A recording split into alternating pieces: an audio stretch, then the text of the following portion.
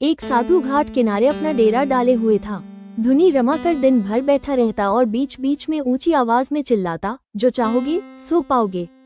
उस रास्ते से निकलने वाले लोग उसे पागल समझते थे। वे उसकी बात सुनकर अनसुना कर देते और जो सुनते वे उस पर हंसते थे। एक दिन एक बेरोजगार युवक उस रास्ते से गुजर रहा था। साधु की चिल्लाने की आवाज उसके कानों में भी पड़ी, जो चाहोगे सो पाओगे, जो चाहोगे सो पाओगे। ये वाक्य सुनकर वो युवक साधु के पास आ गया और उससे पूछने लगा, बाबा आप बहुत देर से जो चाहोगे सो पाओगे चिल्ला रहे हो, क्या आप सच में मुझे वो दे सकते हो जो मैं पाना चाहता हूँ? साधु बोला, हाँ बेटा, लेकिन पहले तुम मुझे ये बताओ कि तुम पाना क्या चाहते हो। युवक बोला, बाबा मैं चाहता हूँ कि एक दिन मैं हीरों का बहुत बड़ा व्यापारी बनूं। क्या आप मेरी ये इच्छा पूरी कर सकते हैं? साधु बोला, बिल्कुल बेटा, मैं तुम्हें एक हीरा और एक मोती देता हूँ, उससे तुम जितने चाहे हीरे मोती बना लेना।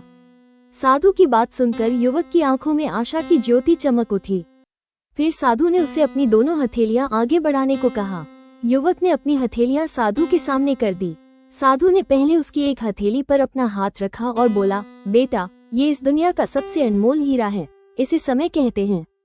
इसे जोर से अपनी मुट्ठी में जकड़ लो, इसके द्वारा तुम जितने चाहे उतने हीरे बना सकते हो, इसे कभी अपने हाथ से निकलने मत देना। फिर साधु ने अपना दूसरा हाथ युवक की दूसरी हथेली पर रखकर कहा, बेटा ये है दुनिया का सबसे कीमती मोती, धैर्य। जब किसी कार्य में समय लगाने के बाद भी वांछित परिणाम प्राप्त न हो तो इस धैर्य नामक मोती को धारण कर लेना। यदि यह मोती तुम्हारे पास है तो तुम दुनिया में जो चाहो वो हासिल कर सकते हो। युवक ने ध्यान से साधु की बात सुनी और उन्हें धन्यवाद कर वहां से चल पड़ा। उसे सफलता प्राप्ति के 2 गुरु मंत्र मिल गए थे। उसने निश्चय किया कि वो कभी अपना समय व्यर्थ नहीं गवाएगा और सदा धैर्य से काम लेगा। कुछ समय बाद उसने हीरे के एक बड़े व्यापारी के यहाँ काम करना प्रारंभ किया। कुछ वर्षों तक वो दिल लगाकर व्यवसाय का हर गुण सीखता रहा और एक दिन अपनी मेहनत और लगन से अपना सपना साकार करते हुए हीरे का बहुत बड़ा व्यापारी बना। लक्ष्य प्राप्ति के लिए सदा समय और धैर्य नाम के हीरे मोती अपने साथ रखें।